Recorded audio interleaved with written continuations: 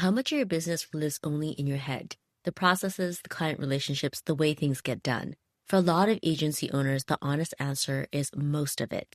Today, I'm sitting down with Steve Guberman, and we're getting into what it actually takes to stop being the person your whole business runs through. This is one of those conversations that sounds like it's about the future, but really, it's about right now. Stay tuned.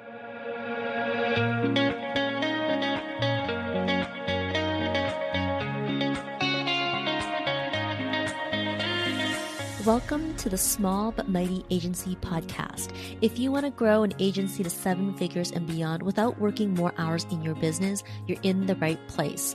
I'm your host, Audrey Joy Kwan.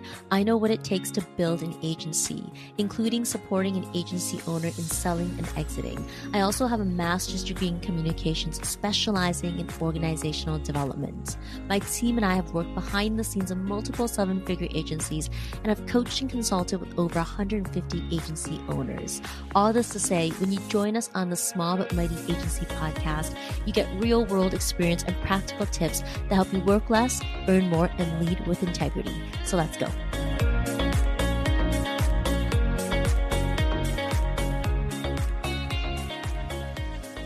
Today's conversation is one I think a lot of agency owners need to hear, even if selling your agency feels far off or not even on the radar yet, because this isn't just about selling, it's about what actually creates long-term value in an agency, what makes a business stronger and more transferable, and what owners should be paying attention to earlier than they realize. My guest today is Steve Guberman, founder of Agency Outside. Steve is a former agency founder who successfully exited his own firm, and today he works with agency leaders as a merger and acquisition advisor. So I'm really looking forward to getting into both the practical and personal side of what it means to build an agency with intention. Welcome, Steve. I'm so excited to have you on the podcast today.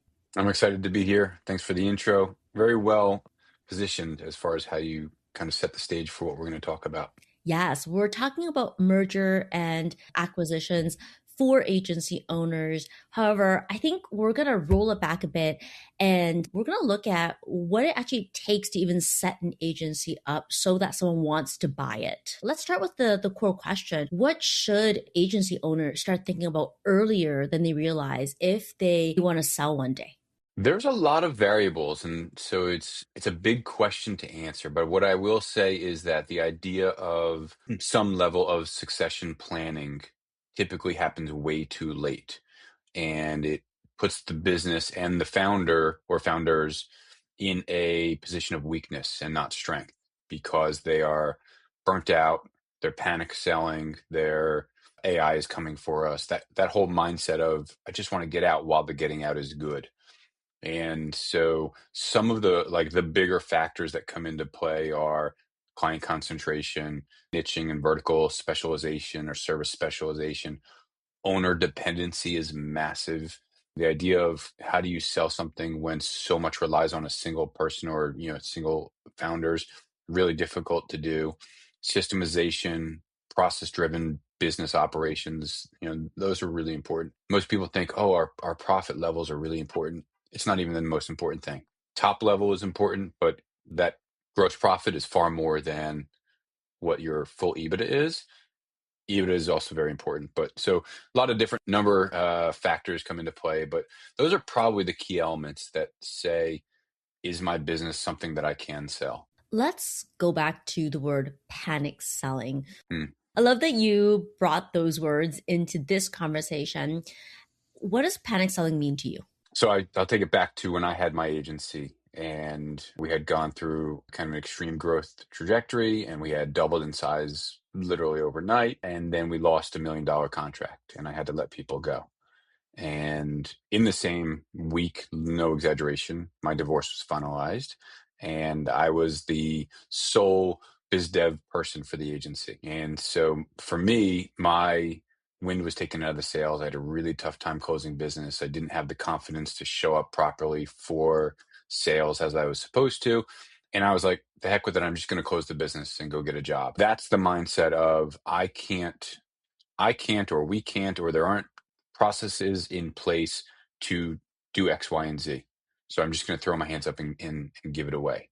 And so that's that position of weakness. Again, a lot of founders now, I think, are feeling the burnout, geopolitical, economical, AI, all these things are impacting how businesses operate in our industry and frankly, all industries, right? So that panic sell is I've built something, I've put 10, 15, 20, 30 years into the business. What can I get something out of it? And when you show up in a position of weakness versus a position of strength, your multiplier, which is kind of what we use for valuations, just dips drastically. And a big part of it is mindset, but a bigger part of it is the reality of what you've actually built and how does it run and can it be positioned better? I want to talk about that position of strength because panic selling is a very reactive way of running a business. Yeah. It's reactive. You're not really set up for the strategy to sell a business. Let's look at the position of strength. What does an agency need to do to put themselves in that position? When we think about selling an agency, it isn't the thing that gets done in 3 months. It's something that a agency has to be set up for from, if not the get-go, from the point where they decide they want to sell. There's a timeline and there's a couple of things that have to happen on the timeline. So what do people need to address? More specifically, what do people usually wait too long to address? Oh, that's the last part is really, I think the part that hits me. What do we wait too long? What do we put off?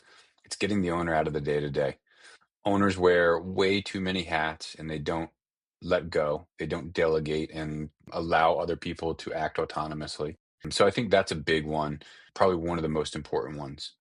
If your business is can operate without you, if it can grow without you, if you have deep niche vertical specialization or service or delivery specialization, it's profitable and good healthy numbers, like those are the aspects of a well-run business, good culture, good community, talented people, people that want to be there, don't dread Mondays, that kind of a thing. All of that is just a really well-run business that and what I've always said is why would you want to sell that? You wouldn't, but you have the optionality of now it's running really well and I want to get out. That's a position of strength because I can turn down a garbage offer. I can turn down an offer that the cultures don't align. I'm not in a rush to sell because the AI wall is coming at me or, whatever those other kind of like holes in the dam are. Mm-hmm. Yeah. Anyone who knows me knows that I stand on the soapbox of finding a niche and owning that niche because as an agency owner, it makes life easier. I have also come alongside an agency owner and we've sold and exited because we had a niche, and it wasn't because of the niche but because we did have strong processes, strong systems. It was very attractive to the buyer.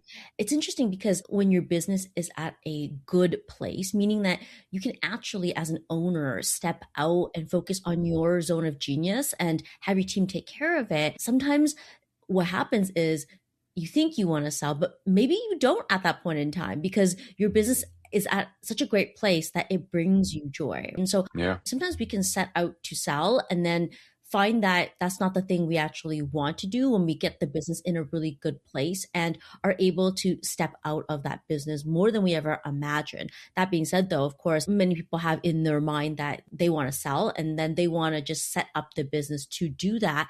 Now, we talked about niching being a core way of getting the business under more control. We talked about getting the owner out of the day-to-day, creating some systems, creating processes, having a team. What other things come to mind when you think of making an agency attractive to a buyer? Yeah. Well, first I want to touch on two things that you said. One is I'm a huge proponent for niching. Generalists can't be all things to all people. There's no point in that. You can't charge enough. You can't grow strategically. And so that also feeds into just being strategically fit for an acquisition. So same thing. Right. It's positioning as well, too, because if you think about Yeah. niching, you are able to position as someone who understands the ins and outs of the problems and challenges Yeah. that your industry is facing. Someone who's generous can't come in and be like, hey, I know the exact problem that's happening in your industry right now. No, they can't do that. But when you are specialized, you're talking to every day, you're talking to people in the industry, you have inside knowledge and you can use that to your advantage. And I think that's positioning and that's what is going to help a agency thrive considering what the landscape looks like now and in the future. Yeah, and To me, that's empathy. And, we don't talk about like the emotional side of what we do, but when I can understand what my clients are going through because I've been in an industry for so long and I know how to navigate those challenges, that puts me as an expert. The other thing that you said that I think is really important, I literally had a conversation this morning with an agency owner who they don't want to sell their business, but they don't want to operate it. They want to keep it running. And it's a really well run, really, really well built business. They have the optionality to put somebody in place to run it for them. So I say that to say that I don't believe in cookie cutter or copycat goals. And I do think that exiting is this big, exciting thing. Yeah. So if the goal isn't to sell it, let's figure out what this asset is that you've poured your heart and soul and blood and sweat and tears and life into. And can it continue to operate for you and fund your next venture or a lifestyle or your family or like whatever that thing is. And so that's just like a sidebar I think is important to know that yeah, selling is cool, a lot of money is cool. It's not everybody's answer. It's not everybody's goal destination. So I think that authenticity of goal setting is a vital part of this. 100%. It's asking a deeper question. As a coach, I think we both know it's understanding what it is you truly want and why you want it. And from that standpoint, building a business that can support that. Selling a business is one way of getting there. It's not the only way of getting there. And I think that's important to identify.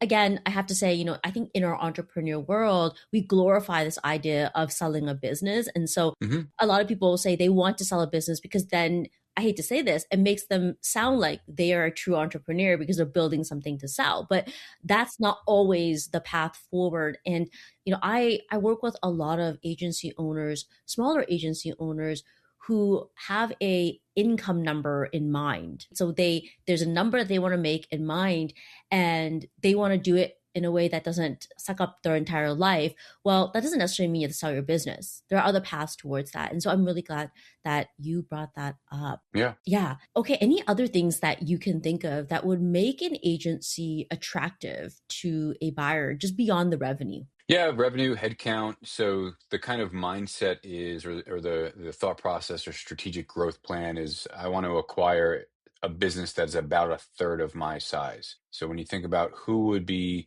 the right acquiree that would buy my business, if I'm 10 people, who's got 30, 40 people that I'd be a good tuck into? The other thing to really think about is, what do I want to do after the acquisition? Am I looking for an opportunity where I can stick around and be part of the business?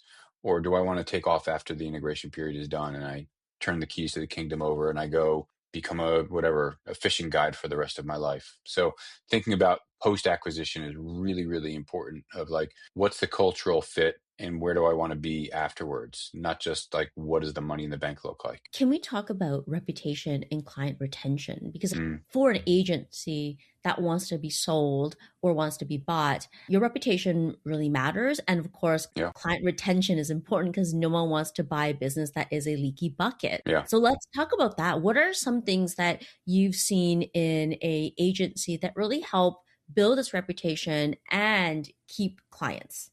So absolutely client churn is vital. Client concentration is also vital. And so when you're preparing a SIM, a confidential information, I forget what the M stands for right now, but basically this is the DNA of the business and you're outlining all of the aspects of revenue, headcount. Client churn is so vital. And so it speaks to the culture that you've built. It speaks to the account management processes that you have and how you treat your clients. So yeah, keeping clients, whether it's defined by LTV or what the average engagement length is, very important. Was a phrase you use, leaky bucket. Nobody wants to buy a leaky bucket. Absolutely. I'm buying a business for a reason. It's, I want their revenue, I want their client concentration, I want to break into a new vertical, I want their talent, I want their IP. There's a number of reasons, but the clients coming along will often pay for the deal. And so if the clients come along and then they don't stick around, now I'm coming out of pocket to pay for this deal, to pay the previous owners, to pay the new team, things like that. So showing like a good, not only growth trajectory, but a stability trajectory is really, really important. I love the word stability trajectory. One of the things I've seen in agencies is having too much revenue tied to too few clients. Yeah. There's no stability in that because if your agency is tied to a small number of clients, well, the risk is really high. If those clients peace out, if they disappear, well, you're going to be risky business to buy. Yeah. When you look at a client mix, what do you deem as healthy for an agency in order to be something that someone wants to buy? Yeah. So you're talking about client concentration. And I think the kind of the rule of thumb is no one client should take up more than 20% of your revenue. There's plenty of agencies who are like, oh, here's this opportunity. And my agency was one of those where, oh, we can go after this and it's $1 million deal. And shoot, now that's 50, 60, 70% of our revenue. It's so hard to now build the offset of that. And I'm working with a handful of clients on that now where how do we offset that 50, 60, 70% revenue on one client? Because now we've got to bring on 5, 6 new clients just to offset them down to 20, 30%. When if that client still goes away, you still have to let people go. So it's forcing growth based on an opportunity that probably shouldn't have happened in the first place. Right. So think about, why did I go after that RFP? Why did this massive client land in our lap that we're probably not best suited for? So often it's ego driven. Often it's chasing money that, for other people goal reasons. But yeah, you want to keep that client concentration to hopefully no more than 20% per client. The other swing of it is having far too many clients, let's say 1,000 clients, where they're very small potato clients. That is not very attractive either. So managing so many clients, unless they're on like a maintenance contract, super, super small mom and pop clients is typically not very attractive, at least in our service-based world either. It's hard as an agency owner to say no to someone who's coming in with a $1 million contract. hmm Very hard because, hey, that's what's going to really keep the lights open. hmm What is interesting is what happens when an agency owner says yes to those larger clients, because that means once you say yes, you have to build capability. And I think that becomes a core challenge for agencies. Is it's not that saying yes to a large client is a bad thing, but it means there's a whole lot of change that has to happen while you have to service this brand new big behemoth in your business. There's capacity building that has to happen at a fast rate. And so if you don't have the systems and processes already built out, you're basically trying to run really fast without the structure to carry it. And I think that's where things really start to crumble. That's something to really think about. I don't see it as a bad thing if the internal structure is created to support it. But when that doesn't exist, you put all your resources to serve that one big client, and the rest of your clients, they're not getting the attention they require, and you see a lot of churn. I want to bring that up because a lot of agency owners think, if only I could get that really big client. Have you seen that? And what do you think is the first thing they need to do if that happens? Yeah, I think growth by any means too fast is dangerous. So whether it's winning too many clients too fast, winning 5 massive clients too fast is unhealthy. Winning one behemoth client, very unhealthy, very dangerous. Buying a business when you're not ready for it can be very dangerous. So any accelerated growth can be dangerous. Have you pressure tested your systems? Is your team aware of this growth trajectory and are they ready for it? Do you have the resources to add an influx of talent, and talent being whatever, design, project management, account management, back office, whatever the support is that you need, does that exist that you can bring it in on a whim? So yeah, too much growth is very dangerous. We even say to people that want to do acquisitions, like if your business is not ready for it, the process of trying to find a business, buy a business can destroy your business. So it's the same as if I onboard whatever, if we're $1 million client or if we're $1 million agency and I win a 2 or $3 million RFP, that can destroy your business. And I've seen it happen too many times than I care to remember. It can also be really good for a business, but yeah, to your point, the owner needs to then, cool, we won it, go out and get another one. Don't like sit around and eat it all day long. Like go out and get another one. I think what's important is building a team that can actually carry the work if you can bring in that big behemoth. And having a team versus having a team that can actually carry the work are two different things. So, what I mean by that, I've seen agency owners build a team that can run without them. And then I've seen agency owners build a team that just becomes a demanding job for them. Yeah. Have you seen that? And Mhm. what are your thoughts? Have you truly built a team that is able to run without you, or have you just built yourself a demanding job with the team around it? It's so funny you say that. I see it all too often. And like to my last point, so building when you bring your team into what these plans are, that ties back to building goals that mean something to the founder. Your team will get behind authentic goals that you set almost as a rally cry more than they will you chasing ego or vanity driven goals or copycat goals as I call them.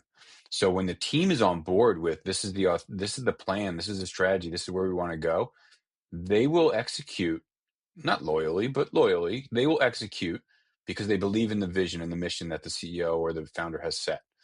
As it relates to can they operate without you, I really think the true test is can it grow without you. So go take some vacation and throw your phone in the ocean and let's see what happens. Most people are not going to do that, but can you take a week off? Can you take 2 weeks off? And when you come back, is your agency still operating? Better yet, while you're away, and this was my experience, can your agency grow without you? So when I had my agency, my team hated when I took vacations because I always came back with like these massive inspiration ideas. You know, it was for me a reset, and I'd come back. What if we did this? And they were just like, "Oh God, we're not rebranding again." Steve had an idea. But what I found was, I don't know, 3, 4, 5 years in, the agency ran really well without me.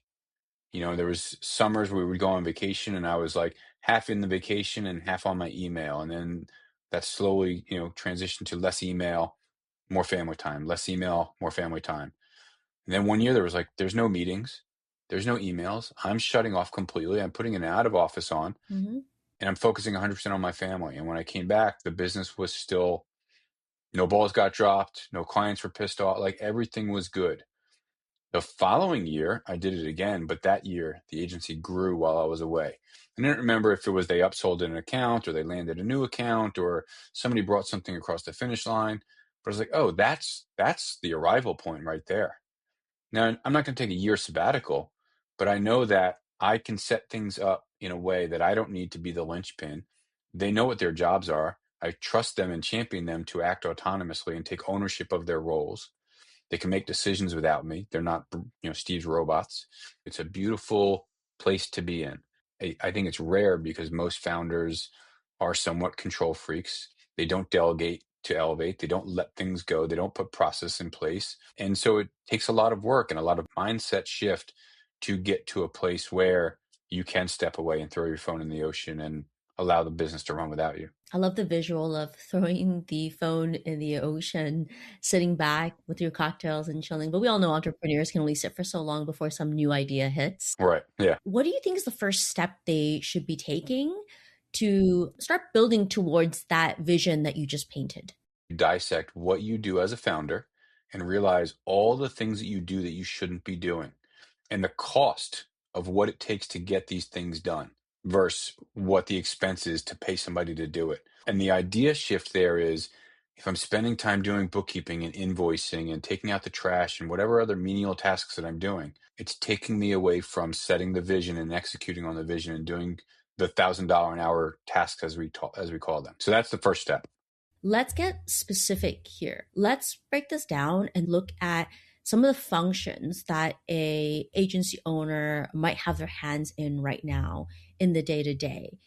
So, for example, marketing, sales, account management, execution, those are buckets. Now, from my perspective, the first thing that has to come off any agency owner's to-do list to free themselves is the execution piece and then the account management piece. Those are kind of the two areas that have to come off first. In your perspective, where do you think an agency owner needs to spend time getting things off their plate before they can even start to dream about that vision? Sometimes agency owners are so in the thick of it that they're burning out. And so if they're in that phase, what's your perspective of where they need to focus? I'll say it depends on the size of the business, but let's say we're talking whatever, 10 people, 20 people, 30 people.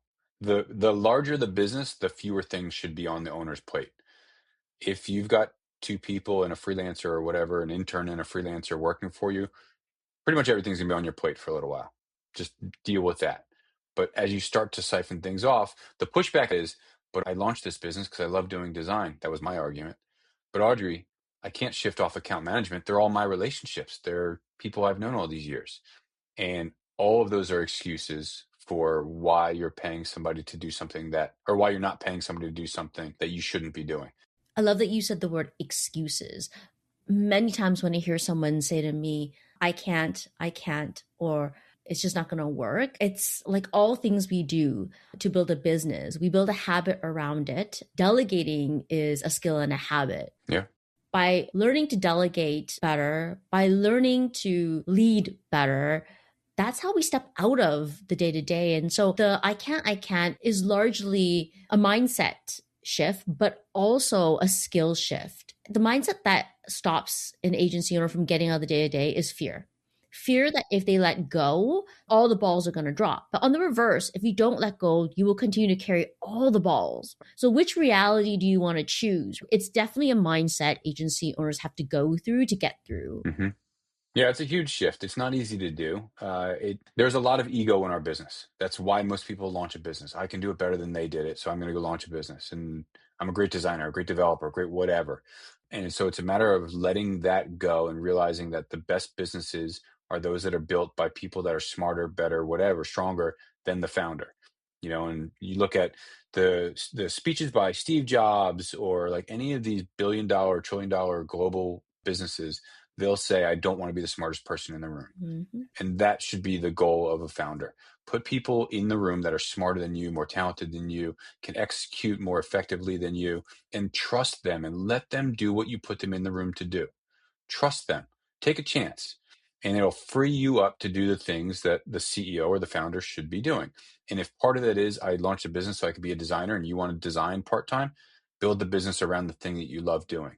Otherwise, you're going to dread Mondays because you're only doing biz dev and you hate doing biz dev anyway, or project management, or whatever the thing is that you don't want to be doing. Because when you can identify the things that are on your plate that they're not your zone of genius and you didn't launch a business to do X, Y, and Z, it'll help you identify, I need to offload this to somebody else.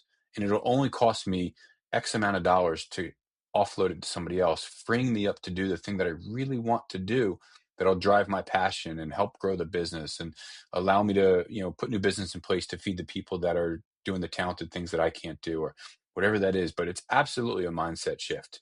And that fear that you talked about is such a limiting, it holds us back from so many things, whether it's the imposter syndrome that shakes us in our boots, or the fear that if I trust so-and-so to do something and they fall short, well, you can run your whole life on what ifs and fears that hold you back from making decisions and executing. So much can be said about zones of genius. When we're doing it, we feel like we're thriving. And so for any business owner, whether you're an agency owner or not, knowing your zone of genius and how to protect that is really important. Yeah. Now, one of the key tests of that is when you wake up on Monday morning, like you said, do you feel excited for that Monday morning? And I think the more we protect that zone of genius, the more excited we become about the business. Mm-hmm. Here's the thing. In our entrepreneur world, there's this idea that as a business owner, your best use of time is spent on only specific things. We talk a lot about vision. We talk a lot about staying in that strategy seat. And those things are really important. But at the same time, if your zone of genius is, for example, like you mentioned earlier, maybe it's execution and you still love designing, give yourself permission to design some projects. I think that's really important to bring up. If you feel that your zone of genius, what gives you life is execution, it's about looking at how to work that into your week because it inspires you. And so I think that's such a good point for us to end on. And before we wrap up here, Steve, where can people find you? Probably the best place to track me down is on LinkedIn. My handle is Agency Coach. My website is Agency Outsite, and I have a podcast not nearly as great as yours called Agency Bites. Please check it out. Hey, thanks for hanging out with me at the Small But Mighty Agency podcast. If you enjoyed this episode, it would mean the world to me if you hit the follow or subscribe button in your podcast app and share it with a friend. I'll see you on the next one.